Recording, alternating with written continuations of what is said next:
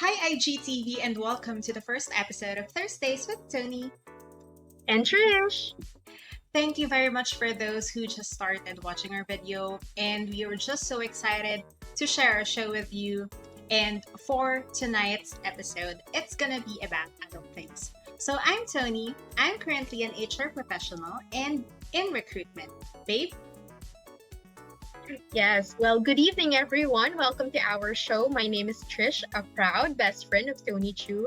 I am 27 years old, eldest in the family, and I work as a talent advisor in a healthcare company. And today, you are watching our first ever episode, right, Tony? yes, indeed. But before we really go into the conversation, maybe we can give our viewers a little background on what our show is about. Trish? Sure thing, of course. Well, Thursdays with Tony and Trish aims to share and talk about relevant issues about career, life, relationships, and everything in between. So, that is, of course, related to adulting. We will be using this platform to share the lessons that we learned in life and also tips in making your adulting life more fun and meaningful at the same time. Mm-hmm. Correct. So, without further ado, so Trish, as adults, sometimes people and things get on our nerves, and it's just life. Mhm. So, going to that, what is your biggest pet peeve? Pet peeve. Okay, well, besides, micromanagement, people who walk too slow, changing lanes without signaling. By the way, guys, I drive.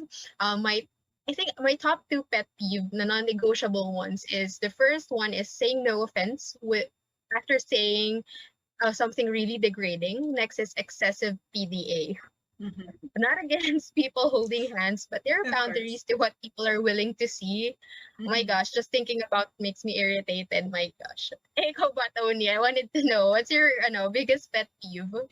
Yes. For me naman, I really don't like it when people fish for information for me about someone I'm close to, asking the person's sexuality or gender preference because sometimes as out of curiosity, if someone is not close to someone and they feel like they want to be sure about a person's sexuality or gender, they ask about it. So I'm very uncomfortable, and it's my pet peeve because when I make friends, that's not my motive. My motive is because I like the person's personality, or maybe we just have something in common. So, diba? Yeah, Ayun. that's true. Mm-hmm. Ayun. So, Trish, I want our viewers to know that we belong to the young professionals category. And having said that, I'm curious to know what was the first thing you bought with your first paycheck? Oh, okay. First sahod. Well, I was still living with my parents when I got my first sweldo. Mhm. I never thought about paying the bills because sis, I was just 19 at the time, so I didn't know what adulting was yet. So my first ever gastos was shopping. After Mhm. getting my pay, I went straight to Glorieta and bought myself some clothes. Well, syempre, I needed clothes that time. I wanted new Mhm. clothes. Then, of course, that weekend, I brought my family to this Japanese restaurant nearby and ordered ramen. And, just thinking about, first sahod, I can still remember the first time I ever treated you with my first sweldo. I think it was during the time that we went to Mang Inasal with Mark. And it really felt so good, like OMG, that's just Mang Inasal. But for me, it felt fulfilling knowing that it was my own money that I used Mhm. in order to feed you guys. It felt so great and unforgettable. Gosh, nakakamiss kayong mga friends ko. Of course, of course. And I can also remember that particular moment because I think while you're at your first job, I was in my internship. So good times, good times. Ako naman, I can recall that with my first salary, I bought two stuff. So both green, as Mm. you know, I love green so much. Mhm. The first one is a luggage, which I was never able to use anyway, and ended up giving away. And the other one is a watch. So I think that time I was very eager to buy myself a watch because I like wearing watches. I don't like accessories that much, but I'm into watches. So it's like a sports watch. it lasted for quite some time. So I was really glad about it. Ayun. Tapos Trish, so you mentioned na with your first paycheck, you treated us, 'di ba, sa mga inasal. So we're going into friendships now. Being adults our age, how do you sustain friendships? Well, for me, I think for me sustaining friendship is not an easy thing for an introvert. I thrive being alone, and I as much as possible I like small group of friends, as I find myself exhausted when I must maintain different sets of barkada. In maintaining and sustaining friendships, I'm quite low maintenance. I always just leave a message first that I remember them during that time and let that conversation flow on how they are doing. I'm usually just one chat away. I think one of the best examples of this type of friendship would be ours. It's already proven and tested that we can stop talking for a week, for a month, and no awkward vibes once we talk again, right? You still remember Yes, that? I do. I do. Yeah. So I wanted to know, you're an extrovert, I'm an Mhm, introvert. So mhm. knowing that, we're still in the midst of pandemic, I wanted to know how you sustain friendships. Actually, it's somewhat hard for me during the pandemic because if you can recall pre-pandemic, I'm the type of person that is always game. If you tell me you miss me, I'll go to your place even if I'm living in north and you're living in south.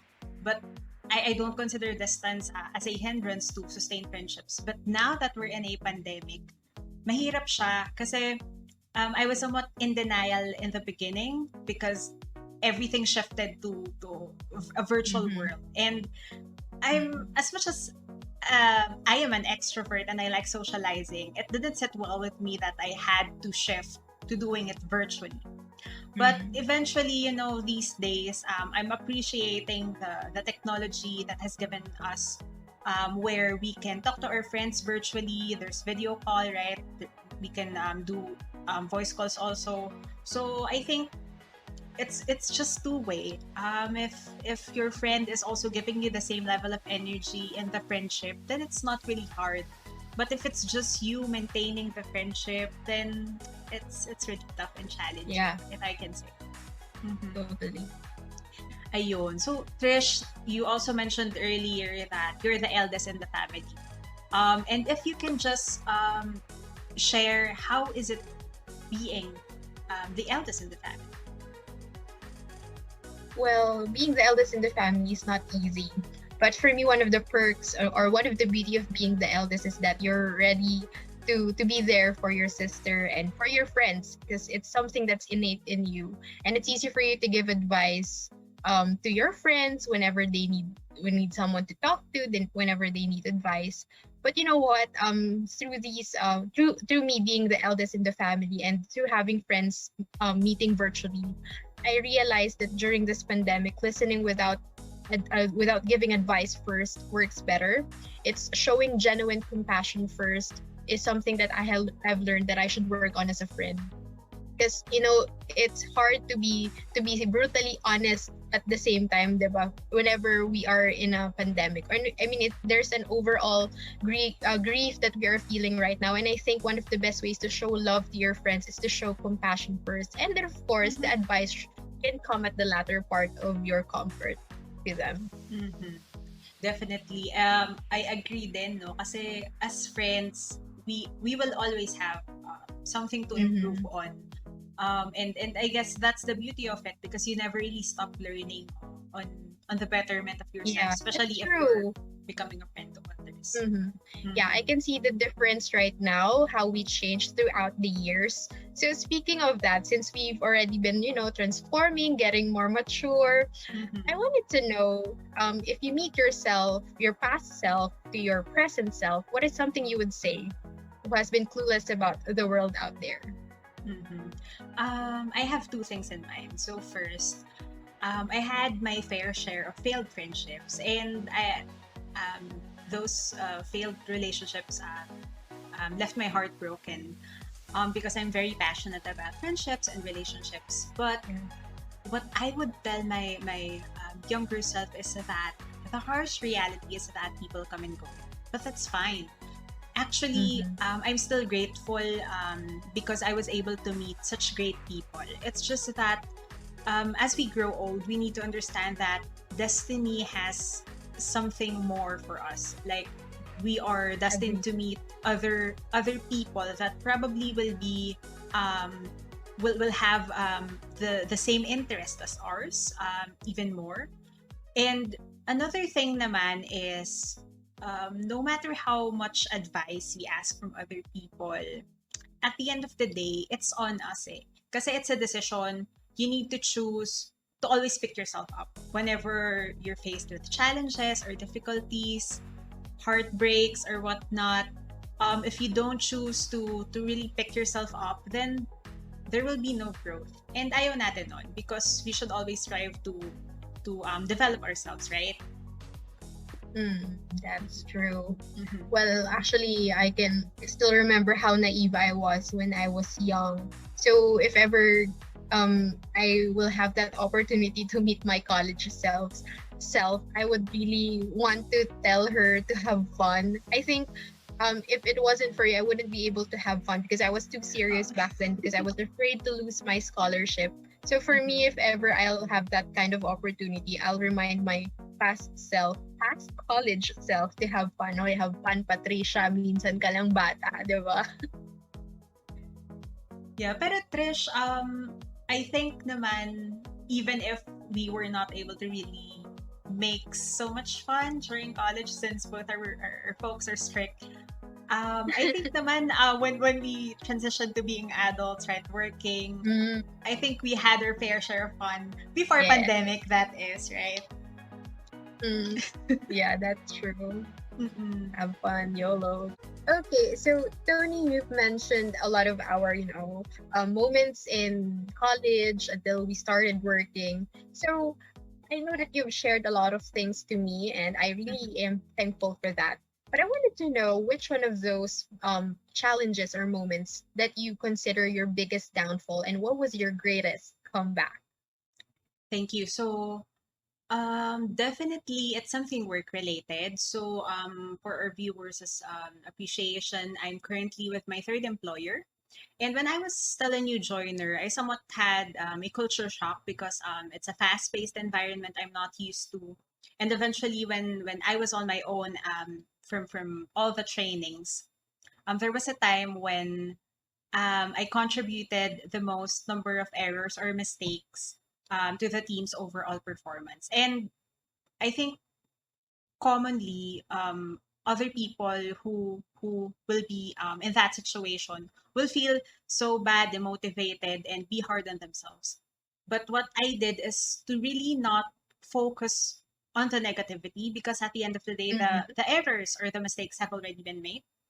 What I did was to focus on what the gap is, Yeah. review the trends of the errors or the mistakes and make sure that I will not commit the same mistakes again. The greatest comeback for me then was eventually the succeeding months. I I transitioned to lesser errors and eventually committing errors just every once in a while. So I think that's one great experience for me because I was able to redeem myself. How about you, Trish? Mm. Well, hmm. So you've seen me in my, down a lot of breakdown moments. But I can't remember something in terms of career. Mm-hmm. Hopefully wag na, 'di ba? But Mm-hmm. I think in love, yes. I mean, minsan talaga it won't be perfect in all aspects. So sometimes, you'll have your mistakes. So I don't want to share too much about it in details, Mm-hmm. but Mm-hmm. basically it didn't work out, so I was heartbroken. Mm-hmm. But God showed me that the pain I was feeling is nothing compared to his future plans for me. Like Mm-hmm. grabe, after that I got absorbed by my company and I got promoted. Mm-hmm. So yeah, basically all things work together for good pa rin. And I'm very, very grateful to where I am now. And I'm glad that I trusted God all throughout that sad moment in my life. Mm-hmm. And speaking of moments in someone's life, I'm sure some of our viewers may have been aware that you did work in Singapore for 2 years. So, can you please share some valuable life lessons that you've taken from your stint there? Okay, biggest challenge. Actually, the overall experience is already a challenge. But I think for me, the biggest one, it was actually me being a Filipino. I am proud to be Pinoy. I'm proud that I am an Asian. I am proud that I live here in the Philippines. However, the perception of the locals there to us are somewhat, negative. I'm not saying I'm not generally speaking now. They're all looking down at us. But there's like an assumption that when you're a Filipino, you're just a maid and you didn't finish college, you're uneducated. And there was a time that I really felt so low when a customer treated me like a slave. His kid threw a shoe at me and the mom didn't even stop her kid. As in, nonchalant lang talaga. And sobrang masakit yun for me kasi I felt, really felt like a slave. But you know what? Through that hardship that I felt, I learned that it doesn't matter what other people think of you as long as you keep your values with you. Because at the end of it, it's not about how they treat you, but how you treat others, because that is the test of true kindness. When everyone is not treating you fairly and yet you still chose to be loving. Yeah. Totoo. And sadly, it's a cruel world we're living in. And I do hope that more people will choose happiness as much as they can, especially now that we're in a pandemic. The world needs kindness now more than ever. Don't you agree? Yeah. Mm-mm. So, Trish, I know we're both currently working from home, but the thing is, despite that setup, sometimes marami pa ring trabaho. And it's a blessing, right? Not Yeah. everyone is fortunate to have work during this tough time. But given that, how do you take care of your well-being? Well, I actually think a lot of ways of for me maintaining my overall well-being. But just to share with our viewers what I do is it is really about being mindful of your daily routine. For me, having a basic set of daily routine helps me to keep track about my time, my energy, and also of course you work on your boundaries. And through being mindful, it's easy for me to determine which ones are right and bad for myself. The moment you become intentional with what is good and what is easy for you, then you surround yourself with the right people, with the right food, with the right environment, and you prevent yourself from being intoxicated with stress. So for me, that's how I do it. It's about having basic set of routine. What about you, Tony? I know you're an extrovert, and I wanted to know this time on how you maintain your overall well-being now that you are just at home. Yes, and definitely there are still times when I find myself in denial that we're in a pandemic and I can't really go out to socialize in person. But given that, I am now focusing my appreciation on technology's way of still connecting people through video conferencing applications like Zoom, Mm, Messenger, Viber, and others. And I make sure that when I'm feeling lonely, I talk to someone. Because I mm, badly miss my friends. Like you, I can recall we only met in person once during the pandemic. Not that I'm not grateful, but of course it's sad because if we're not in a pandemic, I'm pretty sure we'll be seeing each other more. But yeah, mm, knowing that if I'm lonely, I can just grab the phone, send a message to a loved one, a friend. That's yeah. how I'm currently taking care of my well-being. Mm. Yeah, I think adulting is much easier now compared before. If this pandemic happened 20 years ago, I think it's going to be easy for us because we have this technology. And I'm grateful that even though we're encountering difficulties, we still have this technology to connect, right? I mean, it's hard to be an adult, but I think it gets easier with technology. Mm-hmm. Definitely. So, Mhm. with that, I wanted to know, Tony, was there a time when someone gave you tough love that eventually became a wake up call to you that you never thought you needed? I mean, you're an only child, and I see that some of your friends you treat like sisters. So, I wanted to Mhm. know, was there a friend of yours that really became so honest with you, and it was something that you really valued after? Mhm. So you mentioned that I'm an only child. So I was brought up hindi naman spoiled, but definitely with so much love, pampered, no. So growing up, I was emotional and very sensitive. So unfortunately, you carry those things going up, but of course, you can always improve on them. Pero Yeah. what I can think of with this question is there are times when I'm feeling emotional or frustrated probably about a lot of stuff, and of course I go to friends for help or to have someone to listen to me. And funny because sometimes I can recall whenever I go to you, and of course I'm not sure what you're feeling during the time that I sent my messages, no. Pero kasi I'm already on the verge of crying most times. Tapos the tone of your message is very straightforward on specific instances wherein parang mas naiiyak na ako na parang okay, I'm going to my best friend because I want comfort. Tapos biglang, medyo tough love. Parang I'm not ready. Pero what's good naman about it is it wakes me up really.